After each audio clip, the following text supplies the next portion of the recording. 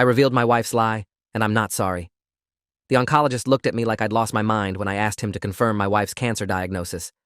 Dr. Raymond Foster, 23 years practicing oncology at St. Michael's Medical Center, set down his pen and said the words that would detonate my entire life.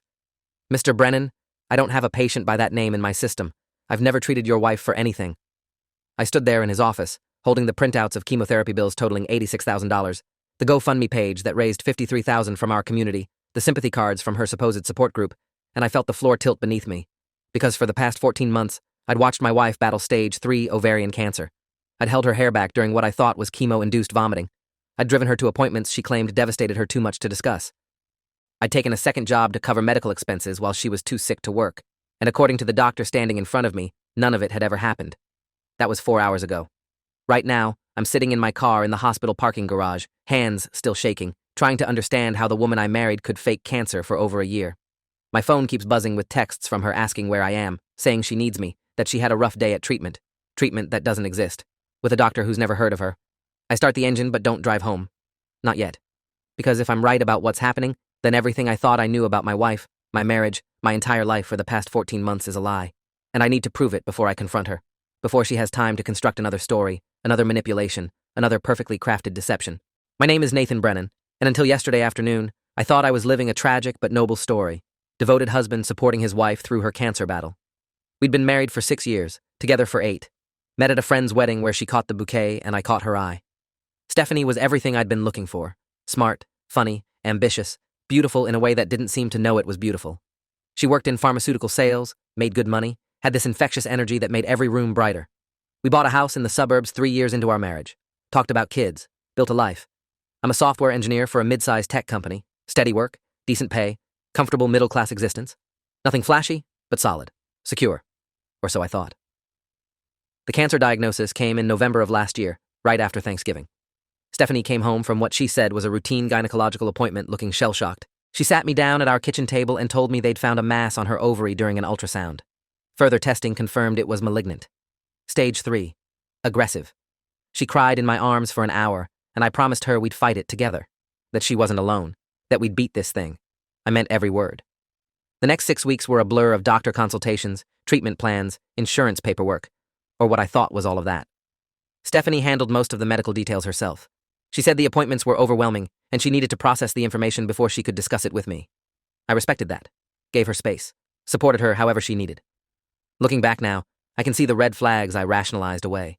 She never let me come to appointments, saying the waiting rooms triggered her anxiety, and she needed to face it alone. The treatment facility she claimed to go to was an hour away, which she explained was because they had specialists in her specific type of cancer. She showed me paperwork, bills, prescription bottles. Everything looked legitimate. I had no reason to doubt her. Why would anyone fake cancer? It seemed impossible, too cruel to even imagine. So when small inconsistencies came up, I explained them away. When her hair didn't fall out despite months of supposed chemotherapy, she said she was on a newer protocol that minimized hair loss. When she looked perfectly healthy most days, I told myself she was one of the lucky ones who tolerated treatment well. When she refused to let me speak directly to her doctors, citing HIPAA privacy concerns and her need to maintain control over her medical information, I backed off. I thought I was being supportive. Turns out I was being played. The unraveling started 3 days ago, on a Thursday morning. I was working from home, and Stephanie had left for what she said was a chemotherapy session.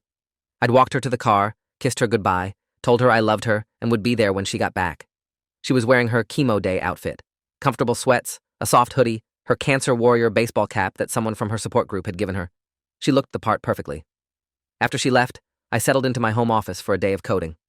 Around 11, my phone rang from a number I didn't recognize. I almost didn't answer, but something made me pick up. "Is this Nathan Brennan?" a woman's voice asked. I confirmed it was. "This is Lisa Kowalski from Mountain View Wellness Center. I'm calling because we have Stephanie Brennan here, and she listed you as her emergency contact, but we're having trouble reaching her phone." My stomach dropped. Mountain View Wellness Center was on the other side of town, nowhere near the cancer treatment facility where Stephanie claimed to receive chemotherapy. "What's wrong?" I asked, already standing up from my desk. "Is she okay?" There was a pause. "She's fine. She's just finishing up her massage appointment, but her card was declined and she asked if we could call you to provide payment over the phone." Massage appointment. I felt dizzy. "Can you tell me what time her appointment was?" I asked slowly. "She's been here since 9:30. 90-minute deep tissue massage. Will you be able to cover the payment?" I gave them my card number mechanically, hung up, and stood in my office trying to breathe. Stephanie had left this morning for chemotherapy. She was supposed to be hooked up to an IV right now, poison coursing through her veins to kill cancer cells. Instead, she was getting a massage at a spa. On a Thursday morning when she'd told me she'd be too sick to do anything after treatment, I told myself there had to be an explanation. Maybe the appointment got rescheduled and she'd forgotten to tell me. Maybe she'd decided to treat herself afterward. Maybe I'd misunderstood her schedule. But the knot in my stomach said otherwise. I opened my laptop and started searching. Found the website for the cancer treatment center she'd claimed to be going to for months. Called the main number and asked to confirm an appointment for Stephanie Brennan. They put me on hold, came back, told me they had no patient by that name. Could you check under her maiden name? I asked, grasping. Stephanie Wells? Still nothing. I called 2 other oncology centers in the area. Same result. That's when the cold realization started seeping in. I spent the next hour digging through our financial records, pulling up bank statements, credit card charges, insurance claims. The chemotherapy bills I'd been paying came from what looked like a legitimate medical billing company. But when I called the number on the invoices, I got a generic voicemail. The prescription bottles in our medicine cabinet, I pulled them out and Googled the medication names. They were real cancer drugs. But the pharmacy labels looked slightly off. The font was wrong. When I called the pharmacy listed on the bottles, they'd never heard of Stephanie Brennan. Someone had created fake prescription labels. My wife had created fake prescription labels. I sat on our bathroom floor, surrounded by evidence of an elaborate deception, and felt my entire reality fracture. When Stephanie came home that afternoon, I was waiting at the kitchen table. She walked in looking relaxed and refreshed, her skin glowing in a way that had nothing to do with chemotherapy. How was treatment? I asked carefully. She sighed, sat down heavily, played the part. Rough. Really rough today. I'm exhausted. She rubbed her temples like she had a headache. I watched her performance with new eyes and felt sick. That's weird, I said quietly, because Mountain View Wellness Center called me to pay for your massage. The change in her expression was instant. The exhausted cancer patient vanished, replaced by a trapped animal calculating its escape. I can explain, she said quickly. The appointment got canceled last minute, and I was already out, so I decided to get a massage because I've been so stressed. Stop, I interrupted. Just stop. I called the cancer center. They've never heard of you. I called every oncology practice in the area. None of them have you as a patient. Those prescription bottles, the labels are fake. The bills we've been paying, I don't even know what they are, but they're not real medical expenses. Her face went through several emotions in rapid succession. Shock, fear, anger, and finally, something cold and calculating. You went through my medical records? She said, her voice rising. That's a violation of my privacy, Nathan. Those records are protected. What records? I shouted, standing up. What fucking records, Stephanie? You don't have cancer. You never did. She burst into tears. Loud, dramatic sobs that would have broken my heart 48 hours ago. Now they just made me angry. I do have cancer, she wailed. You don't understand how hard this is, the emotional toll. Prove it, I said flatly. Right now. Call your oncologist. Let me talk to them. Show me one piece of real medical documentation. Just one.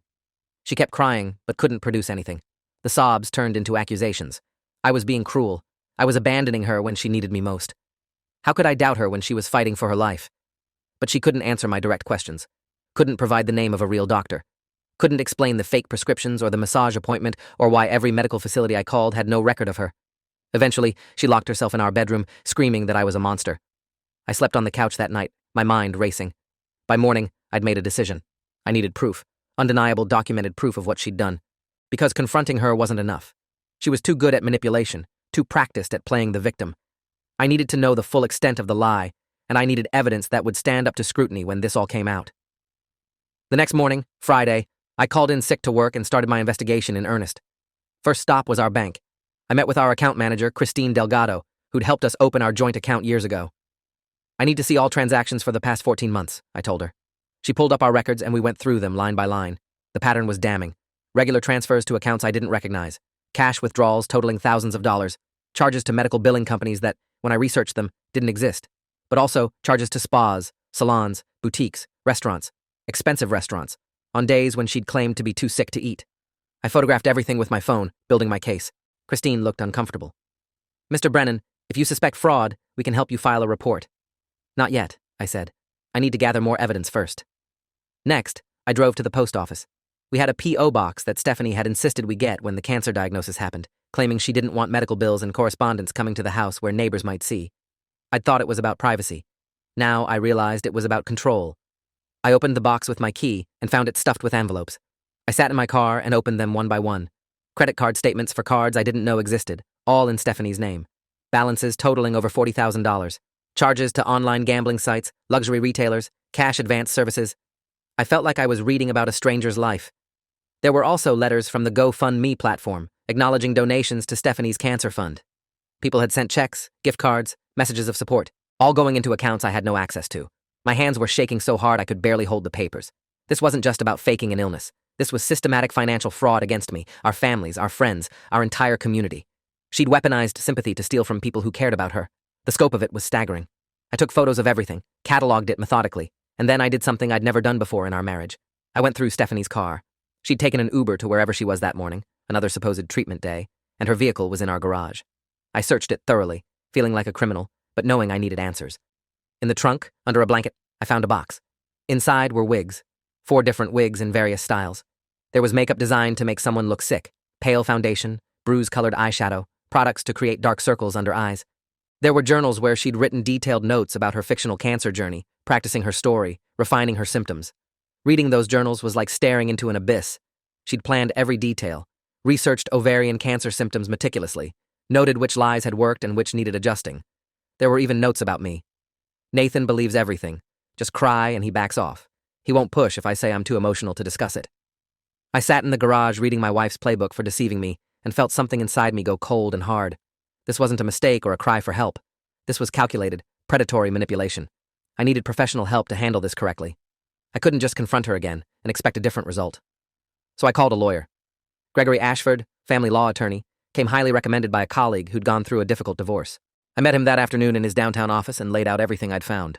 He listened without interrupting, occasionally making notes, his expression growing grimmer. "This is beyond a typical divorce case," he said when I finished. "What you're describing is fraud, possibly criminal fraud. Have you contacted the police?" I shook my head. I wanted legal advice first. I don't know what I'm doing. Gregory leaned back in his chair. "Here's the situation. If your wife has been defrauding people through a fake cancer diagnosis, especially through crowdfunding platforms, that's wire fraud. It's a federal crime. The people who donated have been defrauded. You've been defrauded. If she's created fake medical documents, that's forgery. If she's stolen from joint accounts under false pretenses, that's embezzlement." He paused. "You need to decide if you want to pursue criminal charges or just get out of the marriage." I thought about all the people who'd donated to Stephanie's GoFundMe. My parents, who'd sent $1,000 they couldn't really afford.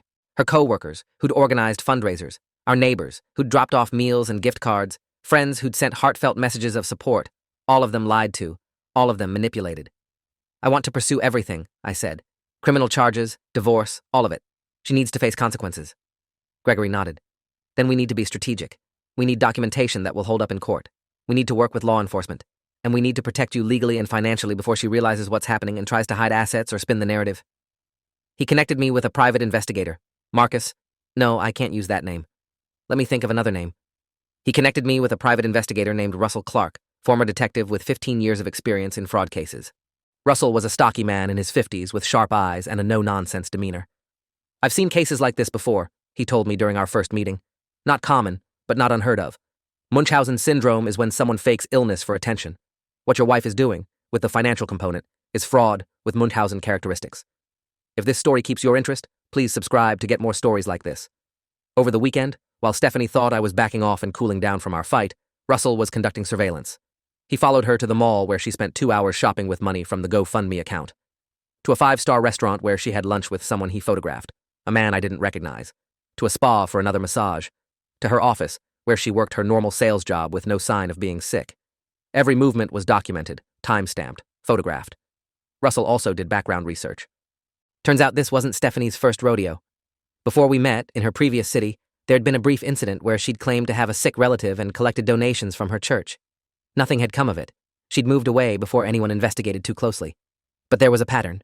She targeted people who were kind, trusting, willing to help. She exploited their compassion.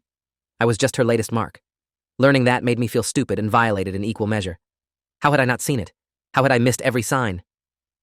On Monday morning, I met with Detective Angela Morrison. Wait, Morrison is on the forbidden list. Let me use another name. On Monday morning, I met with Detective Angela Thornton, Financial Crimes Division, at the police station. She was a sharp woman in her early 40s who'd built her career prosecuting fraud cases. I handed her a folder containing everything I'd gathered. Bank statements, fake medical bills, photos of the wigs and makeup, screenshots of the GoFundMe page, Russell's surveillance documentation, the journals from Stephanie's car. She went through it methodically, occasionally looking up at me with an expression I couldn't quite read. "Mr. Brennan," she said finally, This is one of the most thoroughly documented cases I've seen from a civilian. You've essentially done our initial investigation for us. I wanted to make sure there was no ambiguity, I said. She's very convincing. I lived with her for 14 months of this lie. I need the evidence to be undeniable. Detective Thornton nodded. It is. We'll need to verify some things, conduct our own investigation, but based on what you've provided, I'm confident we can build a case. She explained the process. They'd investigate the GoFundMe fraud, the fake medical documents, the financial deception.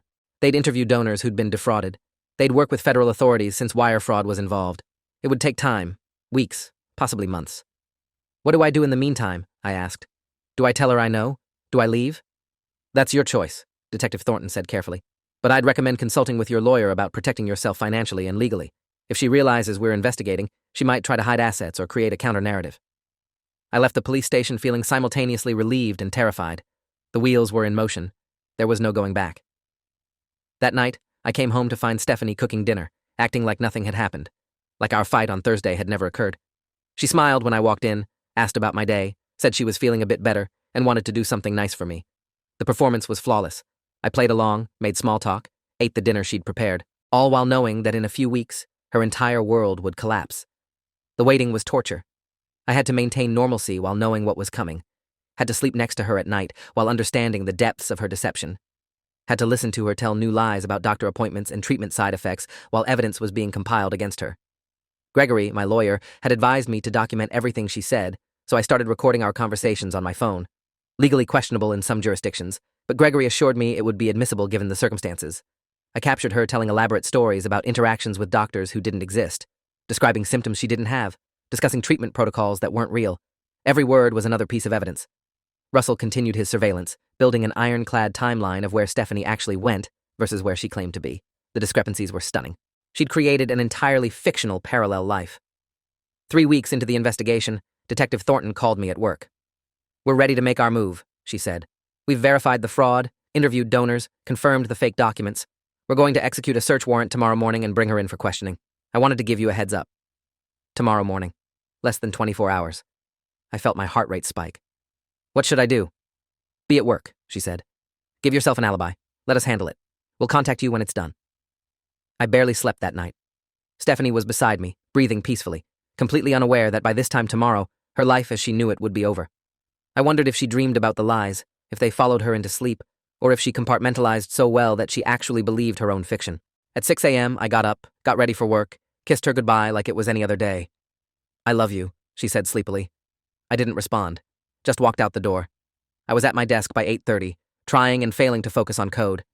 At 9:15, my phone buzzed with a text from Detective Thornton. Warrant executed, subject in custody. Subject. My wife was now a subject. I stared at the text for a long time, feeling nothing and everything simultaneously. By noon, the news had broken. Someone from our neighborhood had seen police cars at our house and posted about it on the local Facebook group. The rumors spread like wildfire. By 2 p.m., the real story was emerging. Local news was reporting it. Woman arrested for allegedly faking cancer, defrauding community. They had Stephanie's photo, her mugshot, looking nothing like the brave cancer warrior she'd portrayed herself as. The GoFundMe page had been taken down, but screenshots were circulating. Donors were coming forward, realizing they'd been scammed. The pharmaceutical company Stephanie worked for released a statement saying she'd been placed on administrative leave pending investigation. My phone exploded with calls and texts, friends asking if I'd known, family members shocked and concerned, Stephanie's parents calling me, demanding to know what was happening, insisting there must be a mistake. I didn't answer any of them, just sat at my desk, watching my former life burn on social media and local news in real time. Gregory called around 3. The police want to interview you, he said. Routine. You're not a suspect, but they need your statement. I'll be there with you. We met at the station that evening. I gave my statement, walking Detective Thornton through the entire timeline from my perspective. How I'd discovered the truth, what I'd found, how I'd felt. She recorded everything, occasionally asking clarifying questions. When we finished, she told me Stephanie had been charged with wire fraud, forgery, theft by deception, and several other counts. She's claiming it's a misunderstanding, Detective Thornton said. Says she does have cancer, but the medical records were lost. Says you're retaliating because you wanted a divorce. Classic Darvo. Deny, attack, reverse victim, and offender. Will anyone believe that? I asked. Detective Thornton smiled grimly. Not with the evidence we have. She's going to trial, Mr. Brennan, and she's going to lose. Stephanie made bail the next day. Her parents mortgaged their house to cover it. I'd already moved out of our home, staying with a friend while the divorce proceedings started. Gregory had filed emergency motions to protect our joint assets, freeze the GoFundMe funds, and prevent Stephanie from accessing accounts. The legal machinery was grinding forward with relentless efficiency, but the social fallout was almost worse than the legal consequences. The story had gone viral. Local news became regional news, became national news. Woman fakes cancer for over a year, defrauds hundreds, was trending on multiple platforms. Think pieces were being written about why people fake illnesses, about the psychology of compulsive lying, about how to spot medical fraud. Stephanie's face was everywhere, and by extension, so was mine. Husband who exposed wife's cancer lie became my identity. Some people called me a hero. Others suggested I must have known and was only coming forward to save myself. Reddit threads debated whether I was complicit. True crime podcasters wanted interviews. I refused all media requests, just wanted to disappear and rebuild my life in private. But that wasn't an option anymore.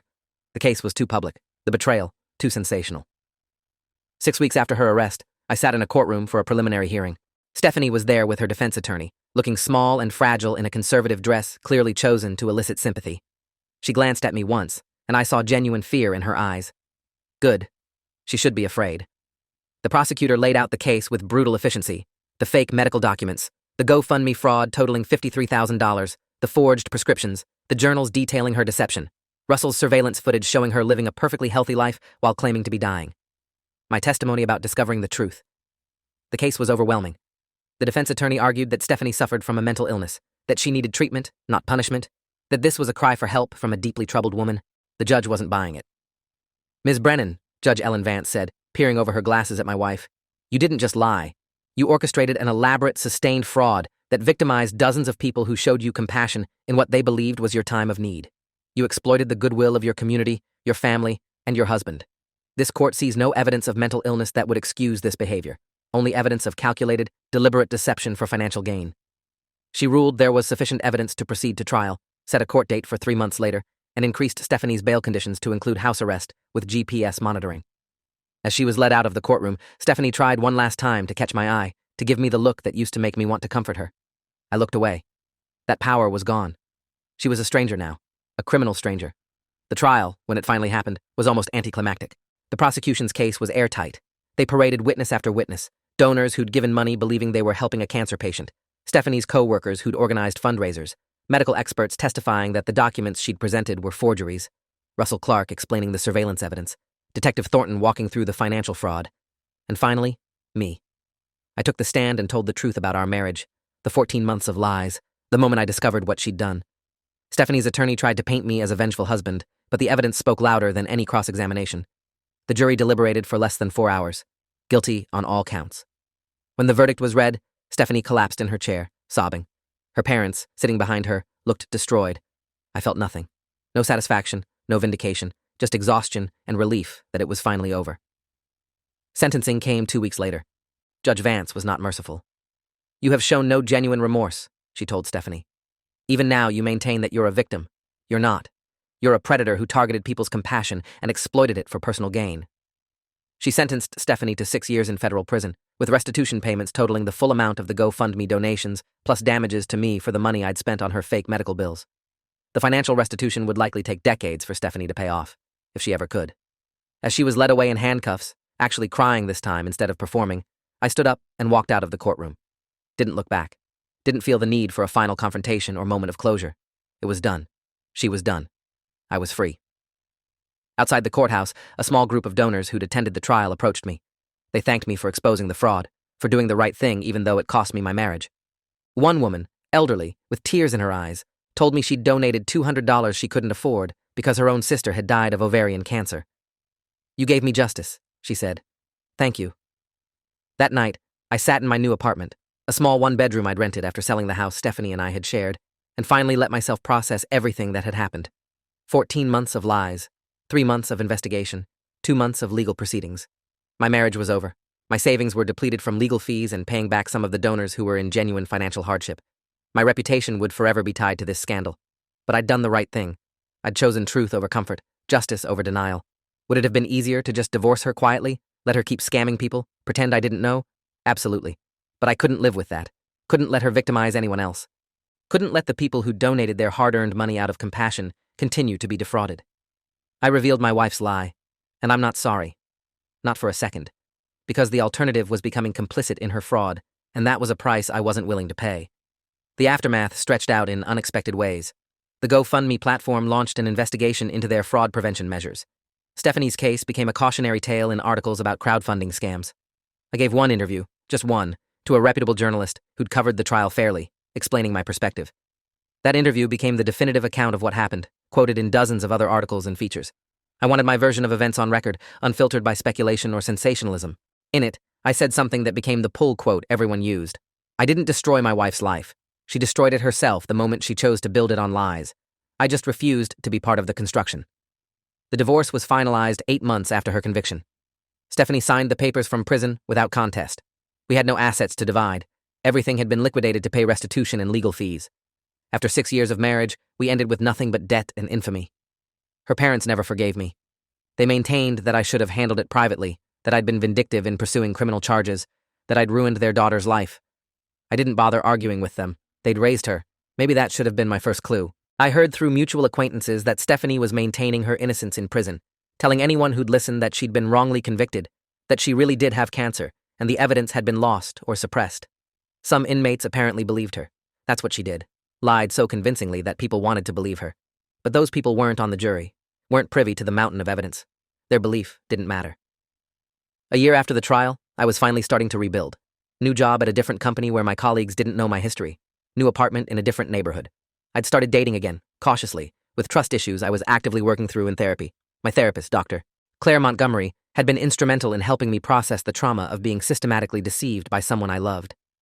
"You're not broken," she told me during one session. "You're healing from a betrayal that would break anyone. The fact that you had the strength to expose it instead of enabling it shows resilience, not weakness." I wanted to believe her. Some days I did. Other days, I wondered if I'd ever trust anyone completely again. If I'd always be looking for signs of deception, waiting for the other shoe to drop. It was lonely, this new wariness. But it was also protective. I'd learned an expensive lesson about blind faith. I ran into Javier. Wait, I used that name in the last story. Let me use a different name. I ran into someone from the old neighborhood about 18 months after everything went down. He recognized me immediately, wanted to talk about what had happened. "You did the right thing, man," he said. "I know it couldn't have been easy, but you saved a lot of people from giving her even more money. She would have kept going until she got caught or died, and she wasn't going to die because she was never sick." He paused. "How are you doing with all of it?" "Better," I said honestly. "Getting better every day." And I was. The weight of carrying Stephanie's secret, of unknowingly participating in her fraud, had been crushing. Now that weight was gone, replaced by different burdens: distrust, financial stress, the awkwardness of being semi-famous for the worst reason. But at least they were honest burdens. I wasn't living a lie anymore. Stephanie got out of prison after serving 4 years with good behavior. I heard about it through the victim notification system. They're required to inform victims when offenders are released. She moved back in with her parents in another state, started working a minimum wage job with wage garnishment for restitution payments that would follow her for decades. Tried to rebuild under a cloud of infamy that would never fully lift. I felt nothing when I got that notification. No anger, no satisfaction, no curiosity about her life now. She was a chapter I'd closed, violently and necessarily, but closed nonetheless. The lesson I took from everything, the one thing I told people when they asked how I coped, was this: trust is sacred, but truth is more important. When you discover that someone you love has been systematically lying to you, you have two choices. You can enable the lie to preserve the relationship, or you can expose it and accept the consequences. I chose exposure. I chose consequences. And I'd choose it again, every single time, because living in a comfortable lie is still living in a lie. I destroyed my marriage to reveal my wife's deception, and I'm not sorry. The people she defrauded got justice. She faced consequences. I got my life back, scarred but authentic. That's worth more than any fake perfect marriage built on fraud and manipulation. Sometimes doing the right thing costs you everything, and sometimes everything you lose was built on nothing real to begin with. If you enjoyed this, you'll definitely want to see the next ones too. So subscribe now and let me know your take in the comments.